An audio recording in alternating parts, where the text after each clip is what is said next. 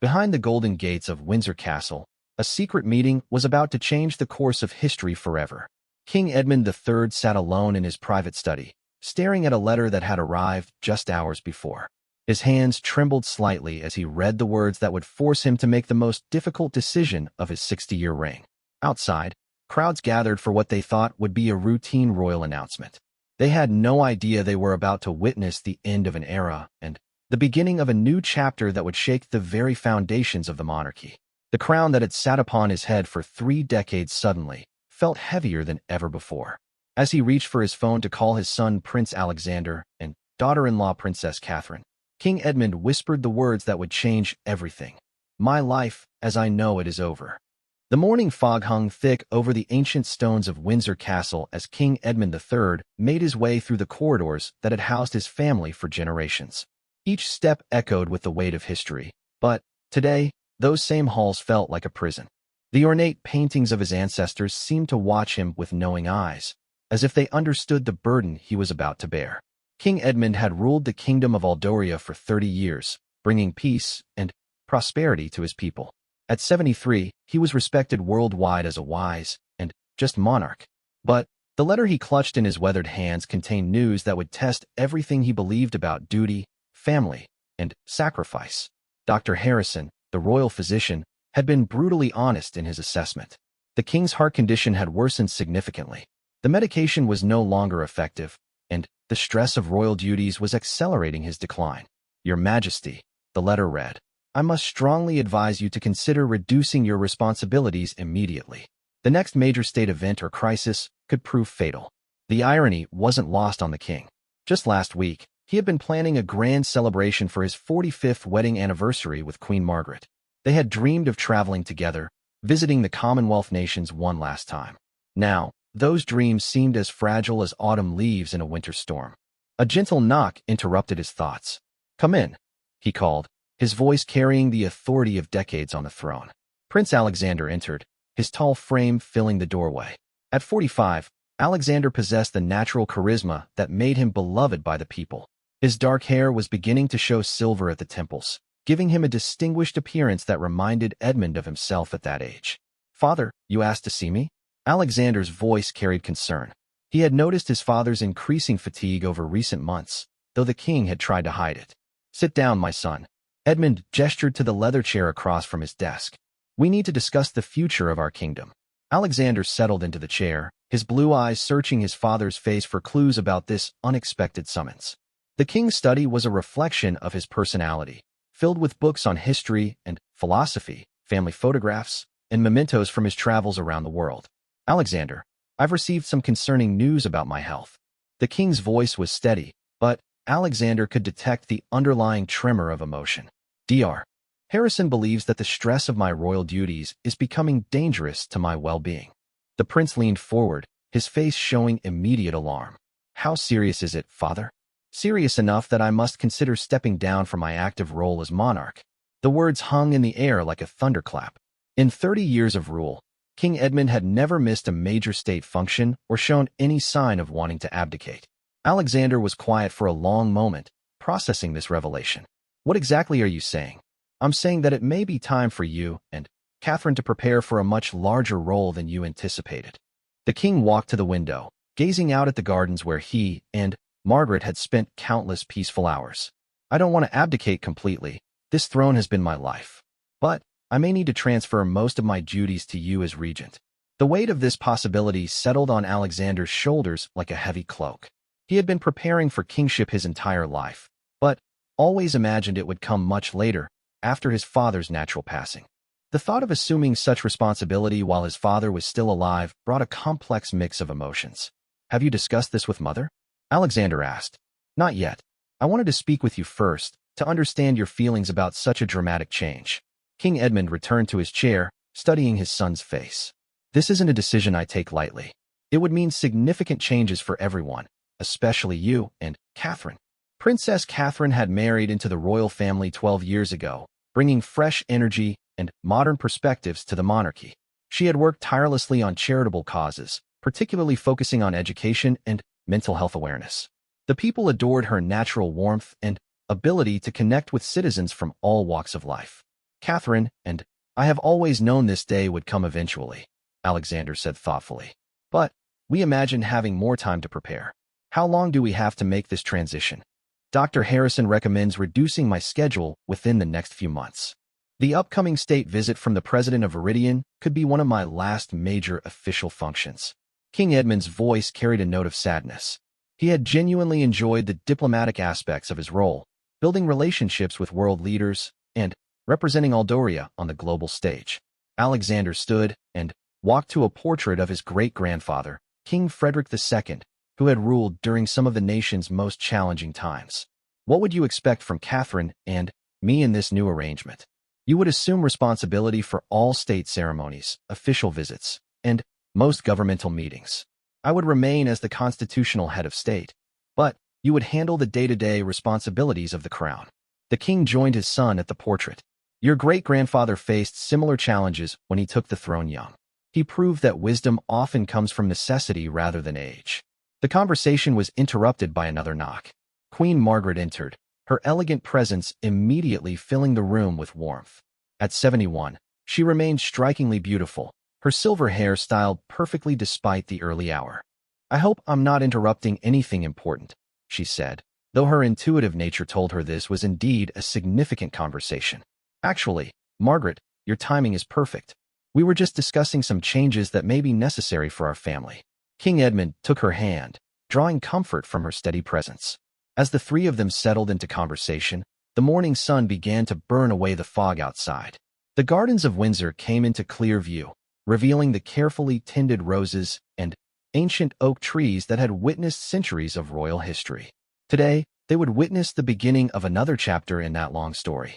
Queen Margaret listened with characteristic grace as her husband explained the situation. Her questions were practical and thoughtful, focusing on how such a transition would affect not only the immediate royal family, but also the broader network of staff, officials, and institutions that depended on royal leadership. The most important thing, she said finally, is ensuring continuity for the people of Aldoria. They need to feel confident that the monarchy remains stable and strong, regardless of these changes. Alexander nodded, understanding the wisdom in his mother's words. We'll need to plan this announcement very carefully. The public will need time to understand and accept such a significant shift. King Edmund felt a mixture of sadness and relief as he looked at his son and wife.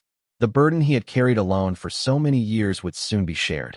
While part of him grieved for the end of an era, another part felt hopeful about the future under Alexander and Catherine's leadership. The remainder of their morning was spent discussing practical matters. Which responsibilities would transfer first, how to maintain public confidence during the transition, and what role the king would continue to play in the constitutional framework of the kingdom. As the clock struck noon, King Edmund realized that his life as he had known it was indeed over. But perhaps, he thought, something even better was about to begin. The news of the potential transition spread through the palace like ripples on a still pond. Within hours of the king's conversation with Prince Alexander, a carefully selected group of senior advisors and government officials gathered in the blue drawing room for an emergency briefing. The room, with its pristine azure walls and crystal chandeliers, had witnessed many historic moments, but none quite like this. Prime Minister Jonathan Hartwell arrived first, his usually composed demeanor showing signs of strain. At 58, he had worked closely with King Edmund for nearly a decade, developing a relationship built on mutual respect and shared commitment to Aldoria's welfare.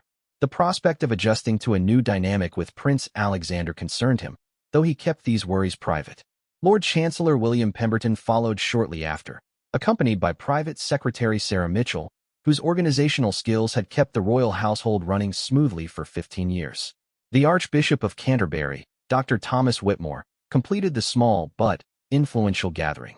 King Edmund entered the room with Prince Alexander at his side, their synchronized steps reflecting years of working together on royal duties. The king's bearing remained regal, but those who knew him well could detect a subtle change in his posture, a slight relaxation that suggested relief at sharing his burden.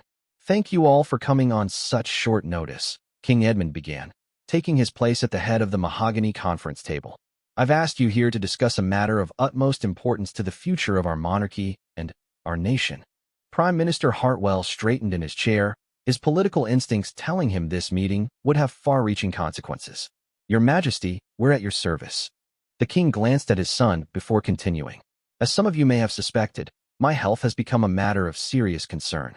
Dr. Harrison has advised me that the stress of full royal duties poses a significant risk to my well-being. A heavy silence filled the room. Though rumors had circulated about the king's occasional fatigue, the reality of hearing it confirmed was sobering for everyone present. I want to emphasize that I am not abdicating, King Edmund continued. However, I am considering a gradual transfer of most ceremonial and governmental duties to Prince Alexander, who would serve as regent while I retain my constitutional position as sovereign. Lord Chancellor Pemberton leaned forward, his legal mind immediately considering the implications. Your Majesty, such an arrangement would require careful constitutional review. While precedents exist for regency periods, each situation has unique legal considerations, which is precisely why I wanted to discuss this with all of you before making any public announcements, the king replied. Alexander, would you share your thoughts on this transition? Prince Alexander stood, commanding the room's attention with his natural presence. I want everyone to understand that this decision wasn't made lightly.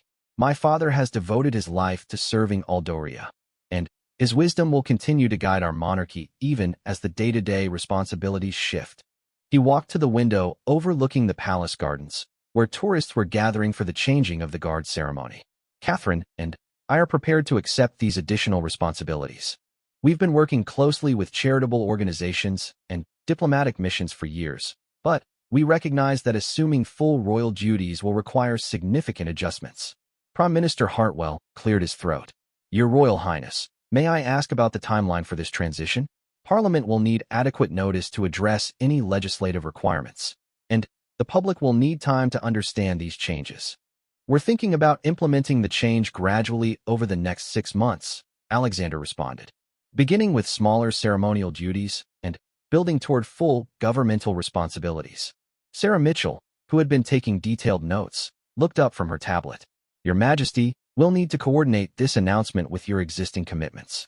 The state visit from President Martinez of Viridian is scheduled for next month, and the annual Commonwealth Conference follows shortly after. King Edmund nodded thoughtfully. The state visit may indeed be one of my final major ceremonial functions. It would provide a dignified conclusion to my active diplomatic role. Dr. Whitmore, who had remained quiet throughout the discussion, finally spoke. From a spiritual perspective, Your Majesty, I believe the people will understand and support this decision if it's presented as an act of wisdom and love for the nation. The monarchy has always adapted to serve the greater good. Thank you, Thomas. Your support means a great deal.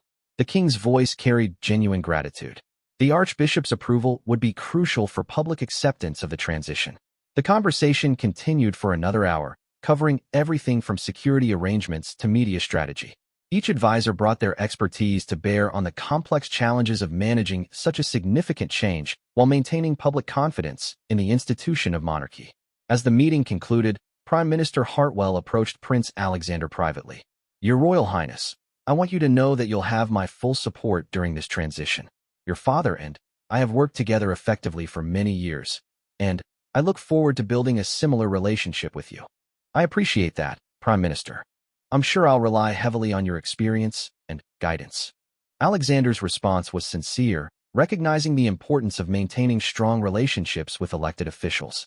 Meanwhile, across the palace, Princess Catherine was meeting with her own circle of advisors and close friends.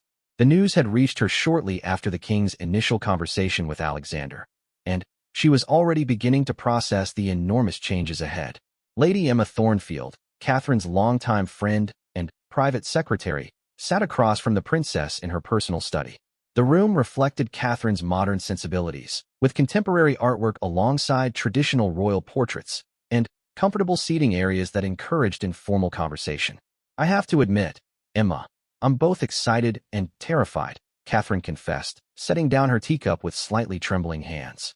We've always known this responsibility would come someday, but imagining it and living it are entirely different things. Emma, who had been Catherine's friend since university, understood the princess's complex emotions. You've been preparing for this your entire married life, Catherine. Your work with the Education Foundation and mental health initiatives has given you incredible experience in public service. But this is different, Catherine replied, standing to pace near the window. Every appearance, every word, every decision will be scrutinized on a completely different level. The children will face new pressures too. Prince James, now 16, and Princess Sophie, 14, had grown up in the public eye but had been somewhat protected by their grandfather's position as the primary royal figurehead. As their parents assumed greater responsibilities, their own roles would inevitably expand. Have you spoken with James and Sophie about this yet? Emma asked. Alexander and I plan to tell them tonight. We want to be honest about the changes while reassuring them that our family's core values won't change. Catherine returned to her chair, her expression showing both determination and concern. The princess had always been praised for her ability to balance royal duties with motherhood, but the expanded responsibilities would test that balance in new ways. Her charitable work, which had been a source of personal fulfillment, would need to be restructured to accommodate increased ceremonial obligations. What worries me most, Catherine continued, is losing the authentic connections I've built with the organizations and people I work with. I don't want to become so elevated that I can't continue the hands-on work that means so much to me. Emma smiled. That's exactly why you'll succeed in this new role. Your genuine care for people is what makes you effective, and that won't change regardless of your title or responsibilities. As afternoon turned to evening, the royal family gathered for dinner in their private dining room, a much more intimate setting than the grand staterooms used for official functions. King Edmund and Queen Margaret sat with Alexander, Catherine, and their two children around a table that had hosted countless family conversations over the years. The atmosphere was warm but tinged with the gravity of the day's discussions. James, tall for his age and bearing a strong resemblance to his father, seemed to sense that something significant was happening, while Sophie maintained her characteristic cheerfulness despite picking up on the adult's serious mood. Children, Alexander began after their meal was finished, your grandfather and I need to share some important news with you about changes coming to our family. Both teenagers gave their father their full attention, understanding that this wasn't an ordinary family conversation. King Edmund leaned forward, his grandfatherly warmth evident despite the serious subject matter. James, Sophie, you both know that being part of this family means serving our people and our country.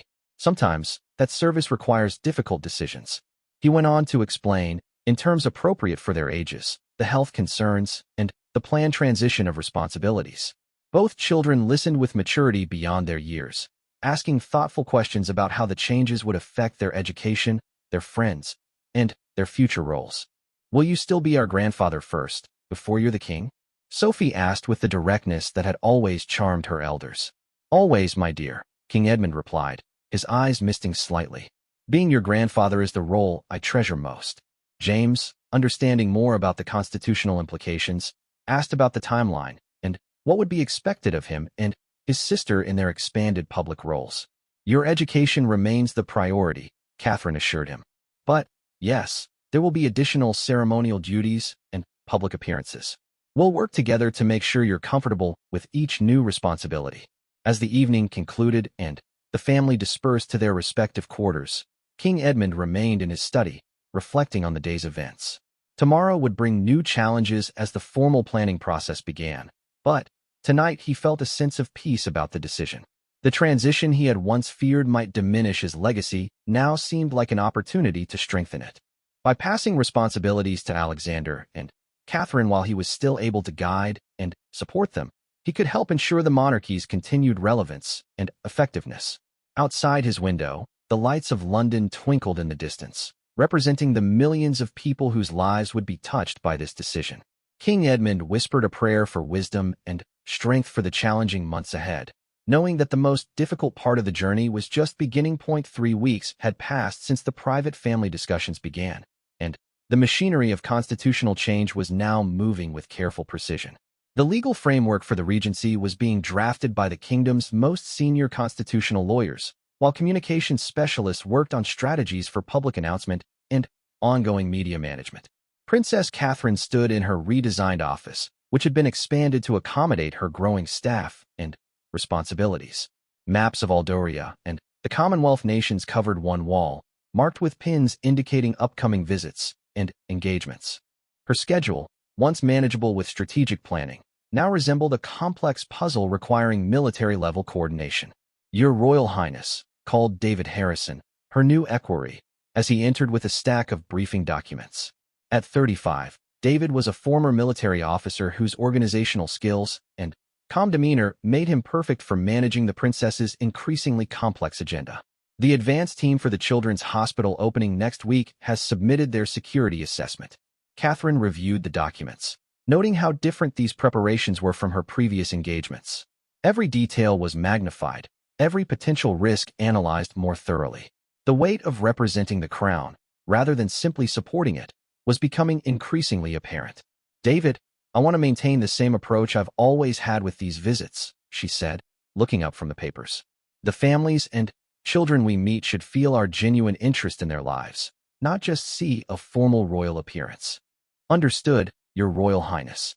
I've already spoken with the hospital administration about creating opportunities for personal interactions while maintaining appropriate security protocols." Meanwhile, Prince Alexander was in a briefing session with Foreign Secretary Margaret Winters, learning the intricate details of Aldoria's current diplomatic relationships. The conference room in the Foreign Office buzzed with quiet intensity as career diplomats explained ongoing negotiations, treaty obligations, and delicate international situations. "Your Royal Highness," Secretary Winters began, "the situation in the Baltic Trade Agreement requires careful attention. The King has been personally involved in these discussions for months, and the other nations' leaders expect continuity in our approach." Alexander studied the complex documents outlining trade relationships, territorial agreements, and mutual defense pacts. His father had made these issues look effortless during their periodic discussions, but seeing the full scope of international obligations was humbling. "What concerns me," Alexander said, "is ensuring that our international partners understand this transition doesn't signal any change in Aldoria's commitments or policies. We need to demonstrate strength and stability during what could be perceived as a vulnerable period. Precisely why the King suggested you accompany him to the G20 summit next month," replied Ambassador Charles Henley, recently returned from a posting in Asia.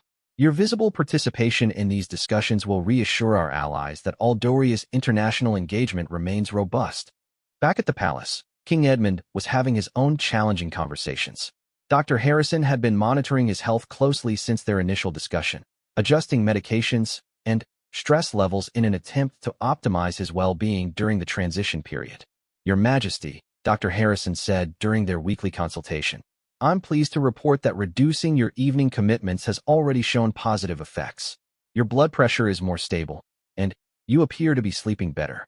"I feel the difference," the King admitted. "Though I must confess, stepping back from certain responsibilities is more emotionally difficult than I anticipated. These duties have defined my life for 3 decades. That's entirely understandable, Your Majesty. What you're experiencing is similar to what many people feel during major life transitions. The key is finding new ways to contribute that don't compromise your health." The King nodded thoughtfully. He had been exploring possibilities for a modified role that would allow him to remain engaged without the crushing demands of full-time monarchy. Writing his memoirs had become appealing, as had the prospect of mentoring Alexander through the early years of expanded responsibility. That afternoon brought an unexpected challenge when news leaked to the press about unusual activity at the palace. An enterprising journalist had noticed the increased frequency of high-level governmental meetings and begun asking pointed questions about the King's health and possible succession planning. Communications Director Rachel Swift convened an emergency meeting with the senior palace staff. The pressure to either confirm or deny the speculation was mounting, but the royal family wasn't ready for a public announcement. "We have perhaps 48 hours before this becomes a major story," Rachel informed the gathered officials. "The Evening Herald is asking direct questions about regency plans, and other outlets are picking up the scent." Private Secretary Sarah Mitchell leaned forward with concern. "What's our legal obligation to confirm or deny these reports? Constitutionally, we can remain silent until the family is ready to make an official announcement," replied Lord Chancellor Pemberton via video conference from Parliament. However, prolonged speculation could be more damaging than a controlled revelation. King Edmund, informed of the situation, made a decision that surprised everyone. Rather than rushing into a formal announcement, he chose to address the speculation personally and directly. The next morning, he took an unscheduled walk through Hyde Park with only minimal security, stopping to chat with citizens who recognized him. When approached by reporters who had been following the speculation, he responded with characteristic dignity. "I'm grateful for the public's concern about my health and the future of our monarchy," he said, standing near the Serpentine Lake as morning joggers and dog walkers gathered around him. "Yes, the royal family is discussing how best to ensure continuity of service to our nation. When we're ready to share specific plans, we'll do so openly and completely." This impromptu appearance, captured by both professional photographers and citizen smartphones, dominated news coverage for the rest of the day. Rather than feeding speculation, the king's calm acknowledgement seemed to reassure the public that any changes were being handled thoughtfully and responsibly.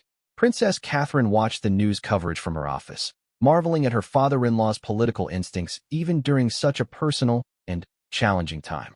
His ability to communicate with natural authority while maintaining warmth and accessibility was something she hoped to emulate in her expanded role. That evening, the extended royal family gathered for what had become their weekly planning dinner. Queen Margaret had insisted on maintaining this tradition, believing that family unity was essential during the transition period.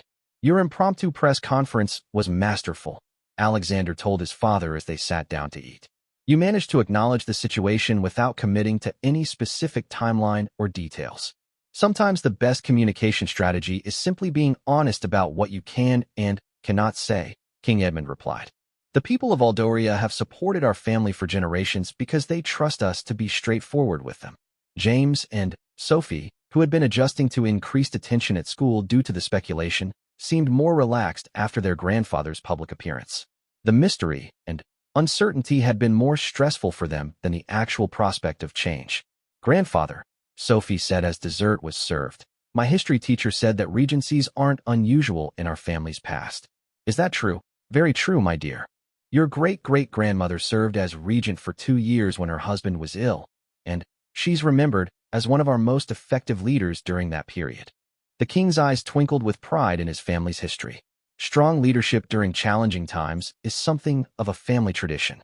The conversation continued late into the evening, covering practical matters like security arrangements for the children and ceremonial details for upcoming events.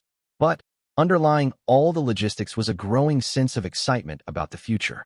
Catherine found herself looking forward to the expanded role rather than fearing it. The work she had done building relationships with charitable organizations and community leaders would serve her well in representing the crown. Alexander's diplomatic experience and natural charisma made him well-suited for increased international responsibilities. As the family prepared to leave, King Edmund asked Alexander and Catherine to stay for a private conversation. They settled in the comfortable sitting area of his study, where so many important discussions had taken place over recent weeks. "I want you both to know how proud I am of how you're handling this transition," he began. "Your maturity and dedication give me complete confidence in the future of our monarchy." "We've learned from the best," Catherine replied warmly. "Your example of service and dignity has guided us every step of the way." "There's something else I want to discuss," the king continued. "I've been thinking about my role once the regency begins. I don't want to interfere with your leadership, but I also don't want my experience to go unused." Alexander leaned forward with interest. "What did you have in mind?" "I'd like to serve as your senior advisor, particularly for international matters where my existing relationships could be valuable. I also want to take on some of the historical and ceremonial duties that don't require the same level of physical stamina." Catherine smiled. "That sounds perfect. We'll need your wisdom and experience, especially during the early months of transition." As they concluded their conversation and prepared to return to their respective quarters, all three felt a sense of anticipation rather than dread about the changes ahead. The transition that had initially seemed like an ending was revealing itself as a new beginning, with opportunities for the monarchy to evolve and strengthen its connection with the people of Aldoria. The challenges ahead were significant, but so was the family's determination to meet them with grace, wisdom, and unwavering commitment to public service. 6 weeks after the initial family discussions, the formal announcement was finally ready. The cabinet had approved the regency legislation, constitutional lawyers had finalized the legal framework, and the royal family had completed their preparations for the most significant transition in 30 years. The state drawing room at Buckingham Palace had been arranged for a historic occasion. Representatives from Parliament, the military, the Church of England, and the Commonwealth nations gathered alongside senior palace officials and selected members of the press. The room's golden walls and crystal chandeliers provided a suitably grand backdrop for an announcement that would reshape the monarchy. King Edmund entered first, his bearing dignified but noticeably different from previous state occasions. He moved more slowly, conserving energy for the important words he was about to speak. Queen Margaret walked beside him, her presence providing both personal support and symbolic continuity. Prince Alexander and Princess Catherine followed, their children James and Sophie walking behind them with the poise that years of royal training had instilled. The teenagers understood the gravity of this moment and the changes it would bring to their lives. "Ladies and gentlemen," King Edmund began, his voice carrying the authority of 3 decades on the throne, "I address you today not with sadness, but with hope and confidence in the future of our great nation and our monarchy." He paused, allowing his words to settle over the assembled gathering. Camera flashes flickered as photographers documented every moment of this historic address. After careful consideration and consultation with my family, my medical advisors, and constitutional experts, I have decided to transfer the majority of my royal duties to my son, Prince Alexander, who will serve as Prince Regent beginning next month. A murmur of acknowledgement rippled through the room. Though the decision had been expected following weeks of speculation, hearing it officially confirmed still carried emotional weight for everyone present. "This decision reflects my commitment to ensuring that the crown continues to serve our people with the energy, dedication, and excellence they deserve," the king continued. "I remain your sovereign, but Prince Alexander will assume responsibility for state ceremonies, official visits, governmental meetings, and most public engagements." Prince Alexander stepped forward, understanding that this moment marked the official beginning of his expanded role. "Your Majesty, I accept this responsibility with humility and determination. Princess Catherine and I pledge to serve our nation with the same dedication and love that you have demonstrated throughout your remarkable reign." The formal ceremony continued for another hour, with various officials offering statements of support and outlining the practical implementation of the regency.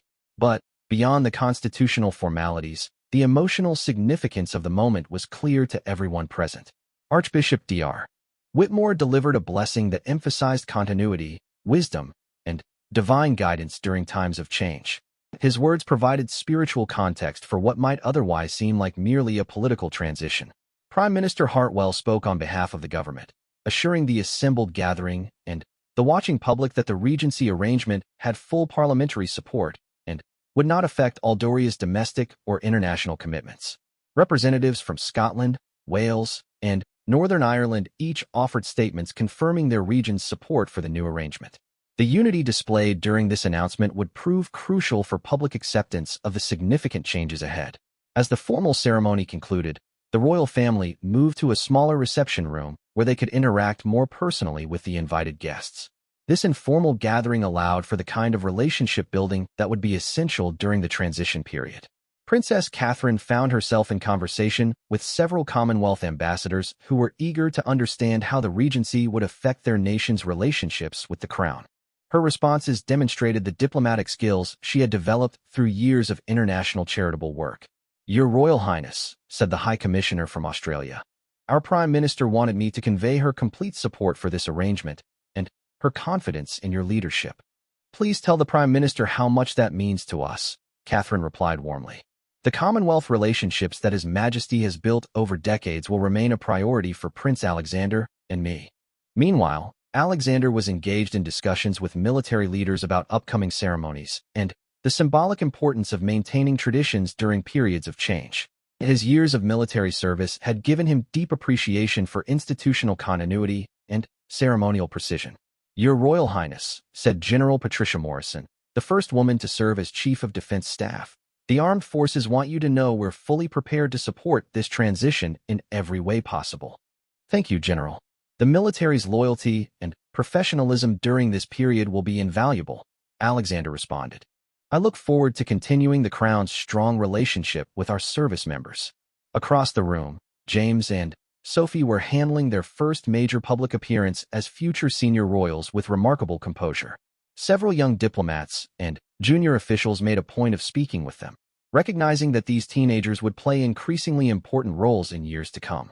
The day's events concluded with a private family dinner, where the emotional reality of the changes could finally be acknowledged away from public scrutiny. The formal announcement had gone smoothly, but the personal adjustments were just beginning. "How do you feel about everything that happened today?" Queen Margaret asked Catherine as they sat together after the meal. Overwhelmed, excited, terrified, and honored, all at the same time, Catherine replied honestly. "I keep thinking about all the people we'll meet and the responsibilities we're taking on. I want to do justice to the trust being placed in us." "That's exactly the right attitude," the Queen said with a smile. "The fact that you feel the weight of responsibility means you'll treat it with the seriousness it deserves." King Edmund, meanwhile, was having a similar conversation with his son. The transfer of authority that had been theoretical for weeks was now official and irreversible. "Any second thoughts?" the king asked Alexander as they walked through the palace gardens in the evening light. "About accepting the regency?" "No. About whether I'm ready for everything it entails." "Absolutely," Alexander replied with characteristic honesty. "But I think being slightly intimidated by the responsibility will make me a better regent than if I felt completely confident.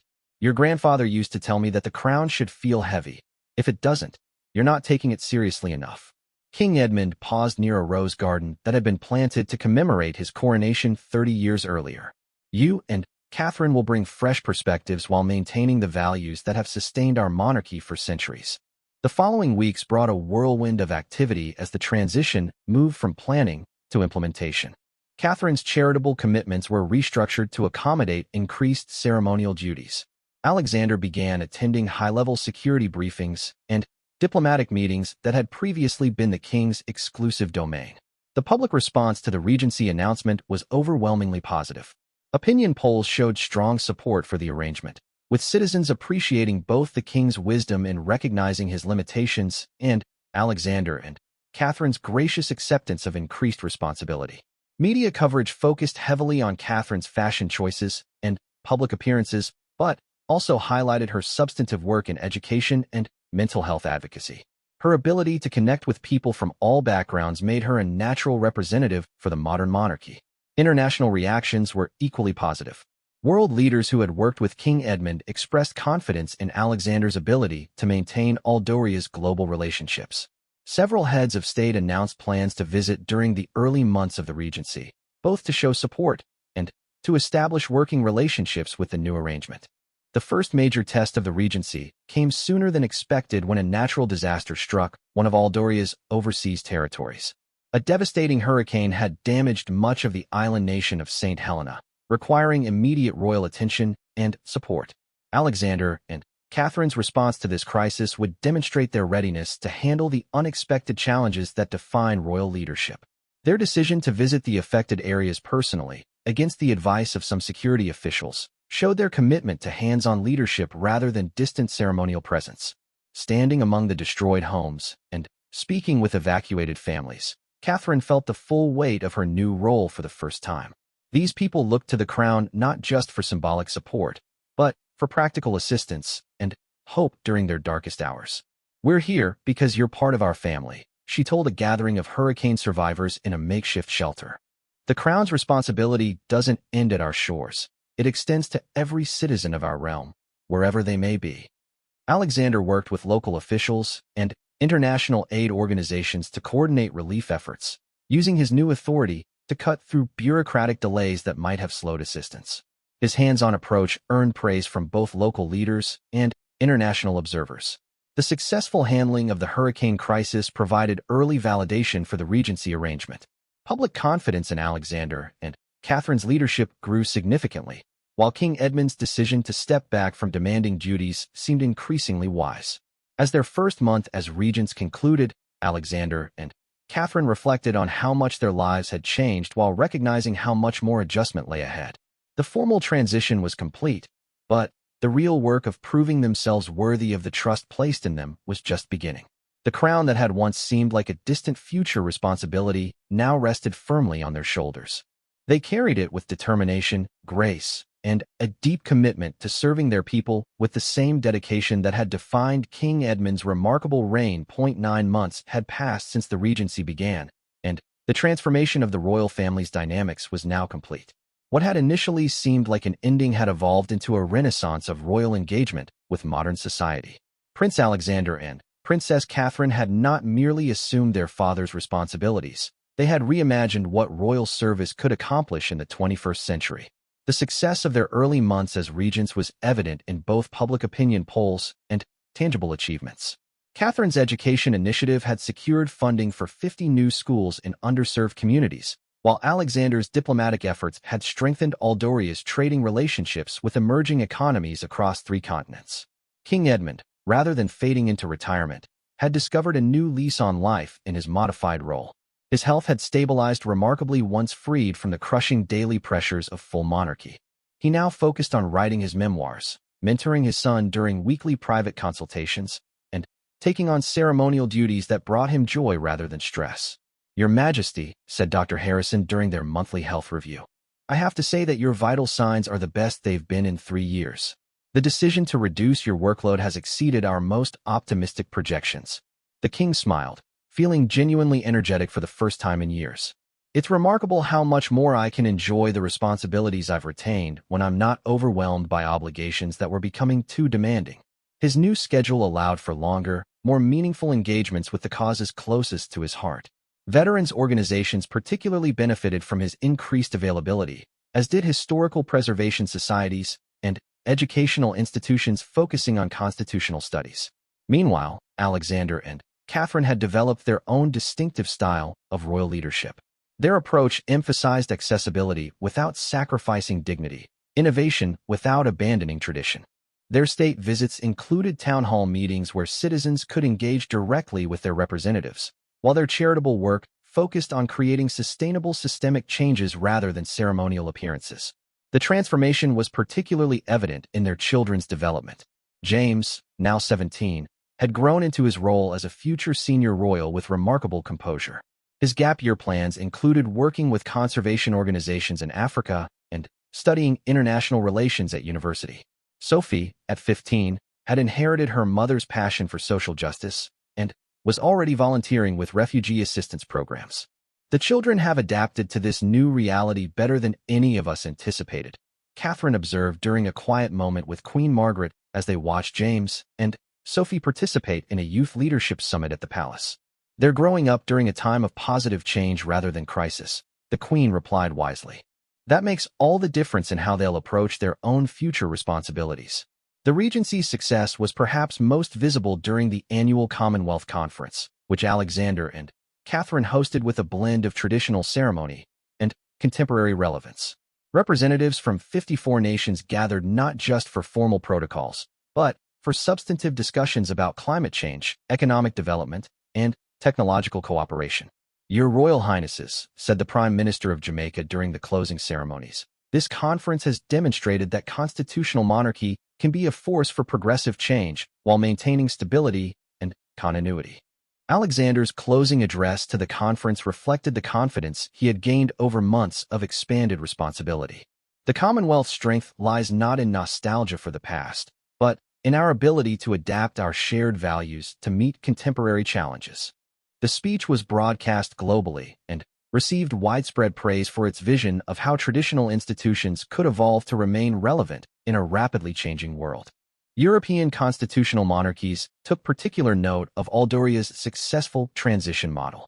Behind the public success, however, the personal adjustments continued to be challenging. Catherine's expanded schedule meant less time with her children during a crucial period in their development, while Alexander grappled with the pressure of making decisions that affected millions of people. "Sometimes I miss the simplicity of our old life," Catherine admitted to her close friend Emma during a rare private moment. When the most difficult decision was choosing which charity event to attend, not whether to support a military intervention or a controversial trade agreement.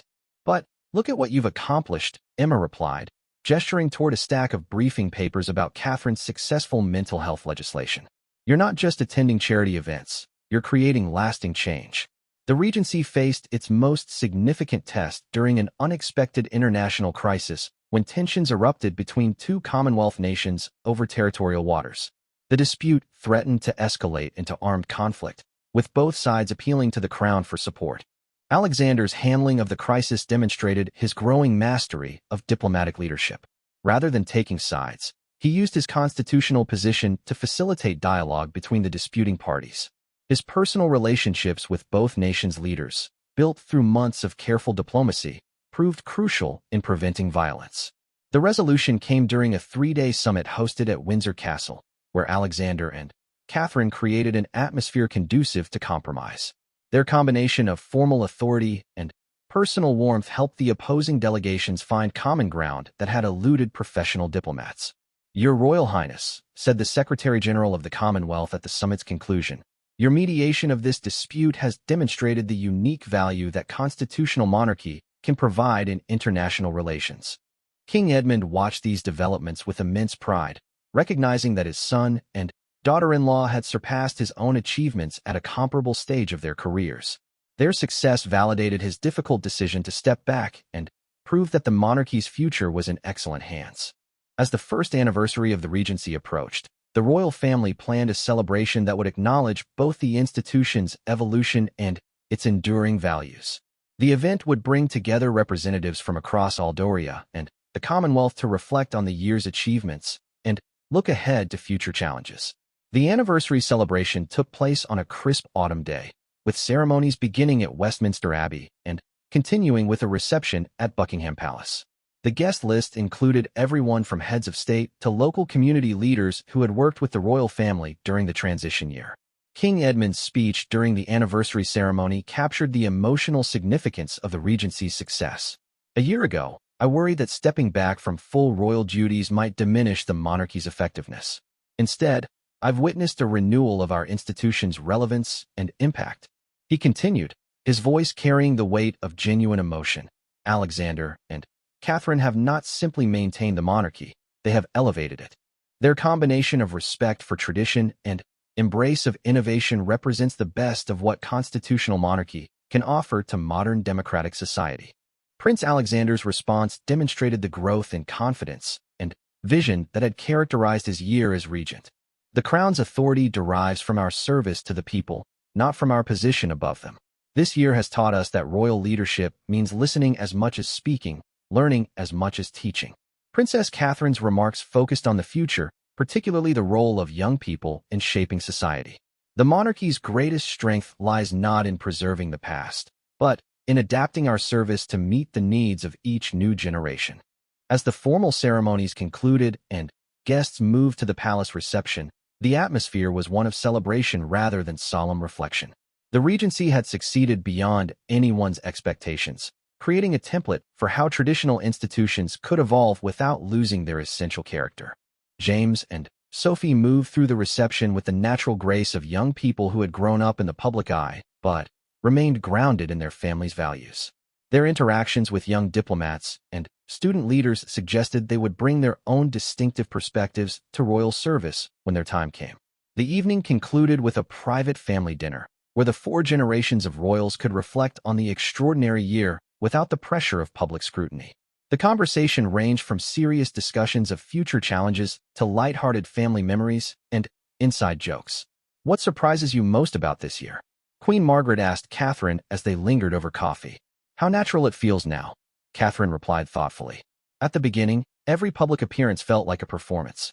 Now it feels like a conversation with people I genuinely care about serving." King Edmund raised his glass in a toast that captured the evening's spirit. "To the future of our family and our monarchy. May we continue to prove that service to others is the highest privilege of leadership." As the family dispersed to their respective quarters, each carried a sense of accomplishment tempered by awareness of the responsibilities that lay ahead. The Regency had proven successful, but its true test would be its ability to sustain excellence over years and decades. The transformation that had begun with a medical diagnosis and a difficult decision had evolved into a renaissance of royal purpose and effectiveness. King Edmund's life as he had known it was indeed over, but in its place had emerged something even more meaningful, a legacy of adaptive leadership that would guide the monarchy for generations to come. The crown now rested on shoulders prepared to carry it with wisdom, compassion, and an unwavering commitment to serving the common good.